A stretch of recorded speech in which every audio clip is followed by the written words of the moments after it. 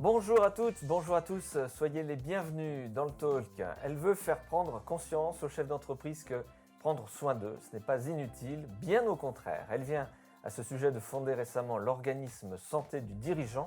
Noémie Guérin est mon invitée ce matin dans la matinale.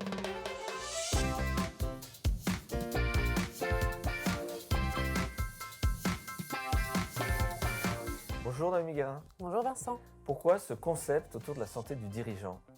Parce que justement, est-ce que la santé du dirigeant n'est pas encore un sujet tabou ? C'est la question qu'on peut se poser.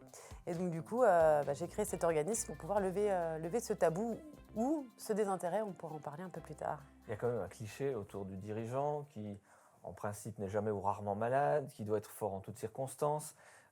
D'ailleurs, à ce sujet, il existe des visites médicales obligatoires pour les salariés, pas pour le dirigeant en France. Aujourd'hui, effectivement, il n'y a pas d'organisme de santé dédié aux dirigeants. Ça existe pour les salariés, mais pas pour les dirigeants.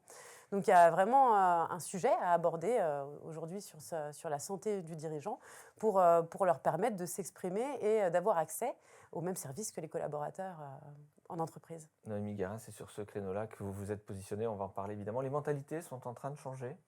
Oui, alors aujourd'hui, on le connaît, hein, les clichés sur le dirigeant, ça peut être d'un côté ce qu'on diabolise, enfin le dirigeant qu'on peut diaboliser du côté le salaud de patron, ce genre de choses, et de l'autre côté, on peut avoir aussi le côté très héroïque du dirigeant. Je dirais qu'entre ces deux clichés, il y a le dirigeant comme être humain et qui mérite aussi d'avoir une considération sur sa santé, ses ressentis, voilà, comme tout à chacun. Sur divers sujets, l'anxiété, ça peut être le stress, la trésorerie, les prises de risques. Pourquoi, par contre, est-ce un sujet tabou, la santé du dirigeant ?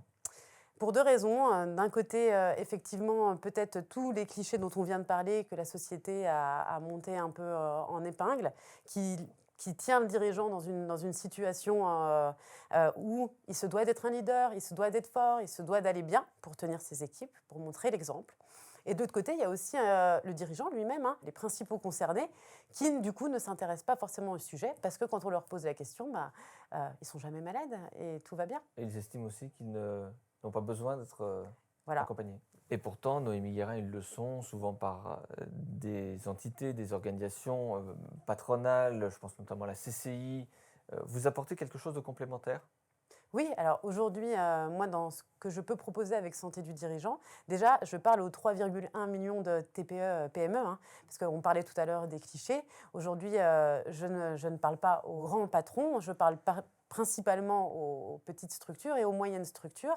Et c'est ces personnes-là, effectivement, qui ont besoin d'avoir un contact complémentaire, de conseils et de formation également. Donc, je peux leur apporter quelque chose de complémentaire en individuel et également, avec les chambres consulaires, on peut travailler pour sensibiliser le dirigeant à ce sujet.